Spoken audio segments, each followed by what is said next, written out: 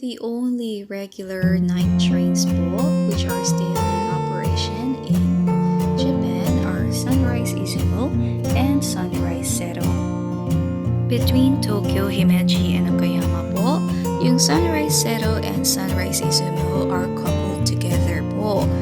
And pagdating sa Okayama, they are detached. So Seto runs patimog po, southbound to Takamatsu. And yung Izumo naman po ay panorte, going to Matsue and Izumo.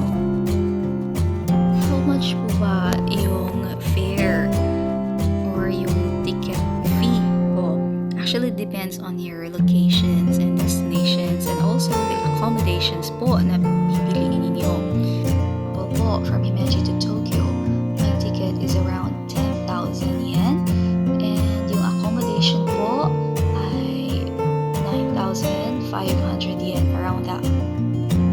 Pero kung kayo po naman ay pass holder, covered po yung base fare ninyo. So, mababayad lang po kayo ng additional lodging fee from 9,500 to 17,000 yen po. Depende sa accommodation po ninyo. So, basically, may 10,000 to 20,000 yen na discount po kayo. Pero po, pag pinili niyo yung Nobi seat and JR pass holder po kayo, wala pong additional charge. There are different types po of accommodations inside the sleeper or night train po. So, kabilang na po dito yung type A, which is a single bed, and type B, which is a twin bed. And yung sinabi ko po kanina, yung Nobi seat, yung parang open compartment po siya. So, all accommodations po ay walang luggage compartment. Pero sa tren naman po, you have showers, toilets, power outlets, and vending machines. So, medyo comfortable naman din po siya and convenient. So, paano po ba magpa-reserve? Actually, hindi niyo to magagawa online and kailangan andito po kayo sa Japan. So, dapat in person po yun, yung pagbili ng ticket, or you can do it by phone. And hindi po yan madali kasi you need to book 1 month in advance po at least. Hindi po siya ganun ka-convenient pagdating sa reservation. Is it like po to ride a night train here in Japan? For me po, who is a car sick person, medyo uncomfortable po siya. Kasi po, mararamdaman niyo po talaga yung paggalaw ng tren. And medyo mabilis po siya. So actually, hindi po ako nakatulog. Pero safe naman po, especially yung single type of accommodation po kasi may SOS button po and may lock. Gandang piliin ang night train pag hindi po kayo car sick and nagtitipid po kayo ng hotel fees.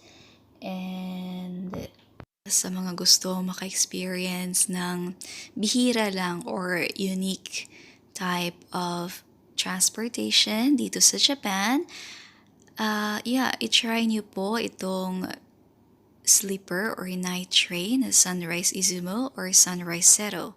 Kasi bihira lang po yung mga nagtitake ng night trains and irregular po yung schedules ng mga night trains na to. Price and convenience-wise po, ay mag-Shinkansen na lang po kayo or mag-overnight train or mag-LCC plane po kayo. Example po, from Himeji to Tokyo, I paid almost 20,000 yen for this night train. Pero kung mag-Shinkansen po ako, it's 16,000 yen more or less. And kung may hotel ako, if nakapag-book ako ng maaga, it ranges from 4,000 yen to 10,000 yen. So parang the same story and mas comfortable ka po doon.